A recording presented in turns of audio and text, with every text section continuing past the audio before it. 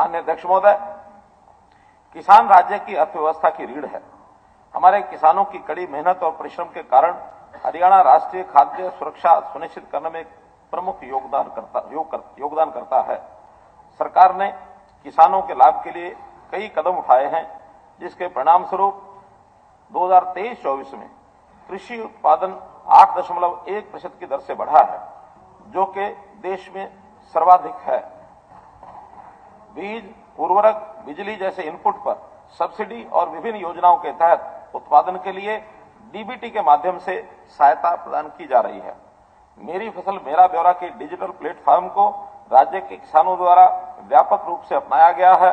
मुझे ये बताते हुए खुशी हो रही है कि मेरी फसल मेरा ब्यौरा हर सीजन में लगभग 10 लाख किसान अपनी फसल का विवरण उपलब्ध कराते हैं, जिससे सरकार को बाजार हस्तक्षेप के लिए रणनीति बनाने के लिए उपयोगी जानकारी मिलती है। हरियाणा के किसानों को उनकी उपज के लिए सुरक्षित कवच प्रदान किया गया है, चाहे वह खरीद के रूप में हो, मूल्य समर्थन के रूप में हो या फसल क्षति के मुआवजे के रूप में हो। प्रचलित बाजार मूल्य और न्यूनतम समर्थन मूल्य के बीच के मूल्य के अंतर आधार पर सरकार ने न्यूनतम समर्थन मूल्य की पर सीधी खरीद या भावांतर भरपाई योजना के माध्यम से मूल्य अंतर के लिए सहायता प्रदान करने की रणनीति अपनाई है। पिछले 3 वर्षों में सरकार ने न्यूनतम समर्थन मूल्य यानी एमएसपी पर 14 फसलों की खरीद की है और इसका भुगतान सीधे किसानों के खाते में किया है। सरकार ने खरीफ और रबी सीजन में 2023 में 29,876 करोड़ रुपए का भुगतान सीधे किसानों के खाते में जमा किया है। भावांतर सहायता की 178 करोड़ रुपए की राशि सीधे किसानों के खातों में डाली गई है। सरकार राज्य के सभी किसानों को आश्वस्त करना चाहती है कि वह उनके योगदान को समझती है और हर समय उनके साथ खड़ी रहेगी।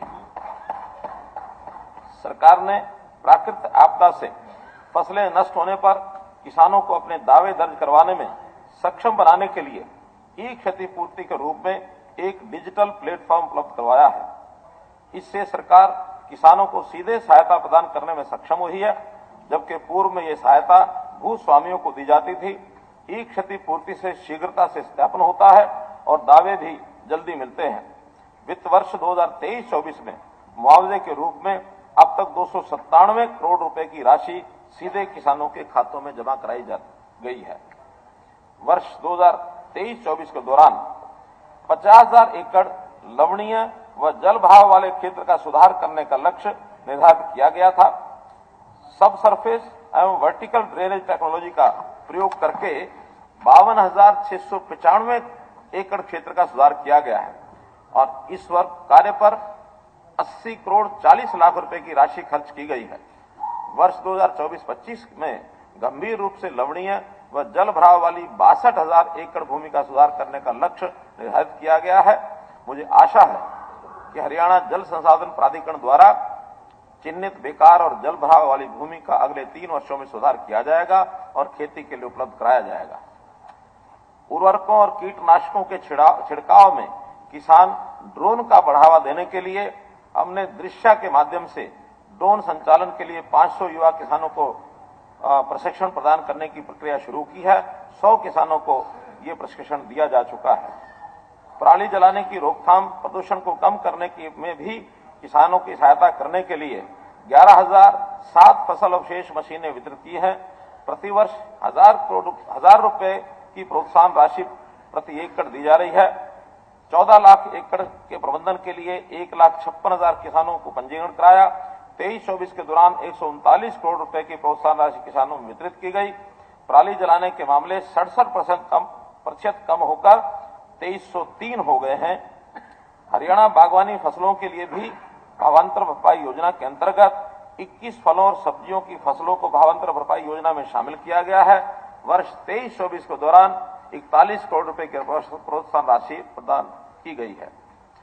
मैं संग्रह, संरक्षण, थीम पार्क, शैक्षिक प्रशिक्षण, जर्म प्लाज्म के लिए और स्थानीय आबादी के लिए प्रमुख आकर्षण और प्रमुखता के केंद्र के रूप में कार्य करने के लिए राज्य में 6 स्थानों पर 6 बोटानिकल गार्डन विकसित करने का प्रस्ताव करता हूं। 3 नए उत्कृष्टता केंद्र स्थापित किए जाएंगे।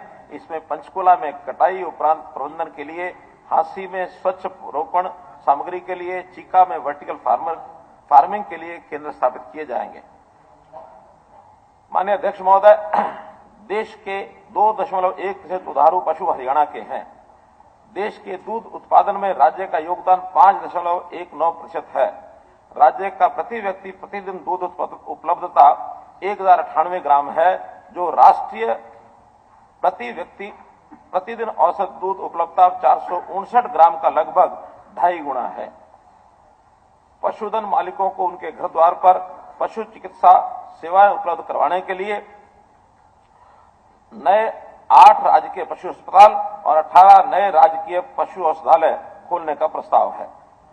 घर द्वार पर पशु चिकित्सा ये सेवाएं प्रदान करने के लिए पहले से ही 21 मोबाइल पशु चिकित्सालय इकाइयां कार्यरत हैं। इस सेवा को सुदृढ़ करने के लिए सरकार ने 70 मोबाइल पशु चिकित्सा इकाइयों के लिए अनुबंध किया है और उनकी सेवाएं शीघ्र शुरू होने की उम्मीद है। मुझे आशा है कि ये सेवाएं पशुधन मालिकों के लिए बहुत लाभदायक सिद्ध होंगी। मत्स्य पालन, इसको बढ़ावा देने के लिए 3 मोबाइल जल परीक्षण प्रयोगशाला वैन के माध्यम से किसानों को घर द्वार पर ही मिट्टी और जल परीक्षण की सुविधा प्रदान की जाएगी। 4000 एकड़ भूमि को मत्स्य और झींगा पालन के अंतर्गत लाया जाएगा। सहकारिता, अध्यक्ष महोदय, सरकार ने व्यापक बहुउद्देशीय गतिविधियां सहकारी समिति अर्थात सीएम पैक्स नामक एक नया सहकारी आंदोलन शुरू किया है, जो उद्यमिता और ग्रामीण विकास को बढ़ावा देगा। सीएम पैक्स में कृषि ऋण, फसल और खाद्य प्रसंस्करण, पैकेजिंग, विपणन, भंडारण, परिवहन, भंडारागार, बीमा और अन्य ग्रामीण आधारित सेवाओं सहित अन्य गतिविधियों की एक विस्तृत श्रृंखला शामिल होगी। मैं वित्त वर्ष 2024-25 में 500 नए सीएम पैक्स स्थापित करने का प्रस्ताव करता हूं। मुझे उम्मीद है कि सीएम पैक्स से ग्रामीण क्षेत्रों में समृद्धि के नए द्वार खुलेंगे और सहकारी आंदोलन को फलने फूलने के लिए एक मंच मिलेगा। अध्यक्ष महोदय, हमारी ये जो प्राथमिक ग्रामीण ऋषि समिति यानी पैक्स ऋण समितियां पैक्स के माध्यम से किसानों को ऋण दिए जाते हैं। मैं 30 सितंबर 2023 तक लिए गए फसली ऋण पर 31 मई 2024 तक मूलधन का भुगतान करने पर ब्याज व जुर्माने की माफी की घोषणा करता हूं।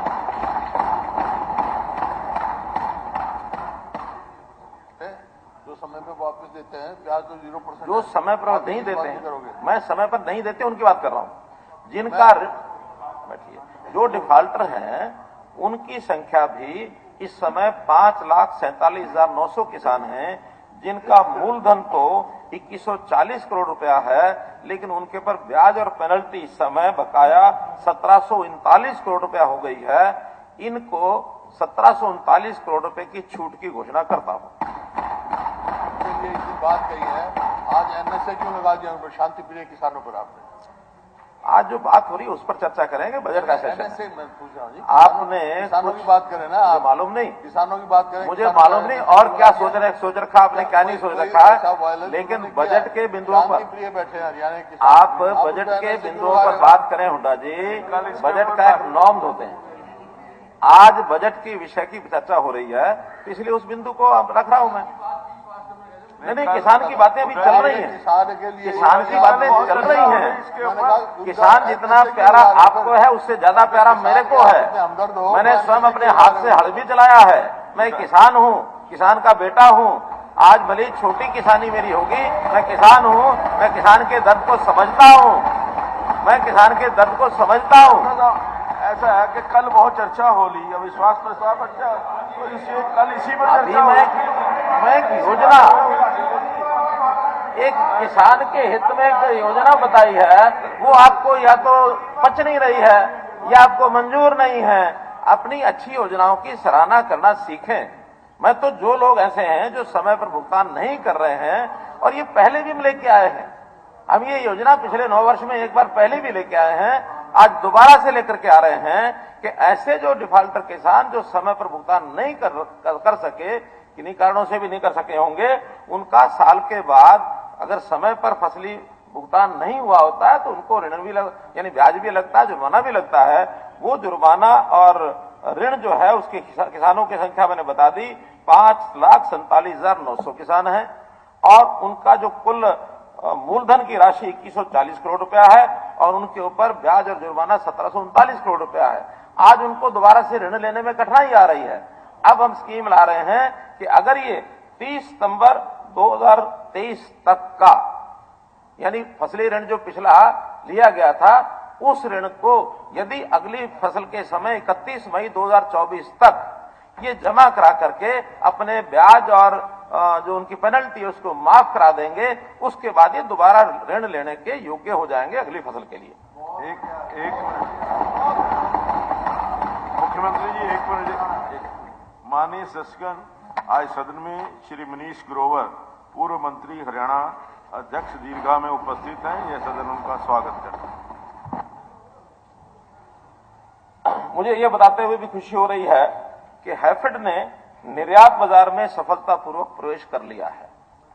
वर्ष 23-24 में 126 करोड़ रुपए मूल्य के 13,700 मीट्रिक टन बासमती चावल का निर्यात ऑर्डर ये मिले हैं। किसानों को मूल्य संवर्धन के माध्यम से सहायता करने के लिए रादौर में हल्दी तेल पैकिंग लाइन के साथ प्रतिदिन 3 मीट्रिक टन क्षमता का एक नया आधुनिक हल्दी संयंत्र ये स्थापित किया गया है। भारत सरकार की मेगा फूड पार्क स्कीम के तहत औद्योगिक मॉडल टाउनशिप में एक मेगा फूड पार्क ये स्थापित किया जा रहा है।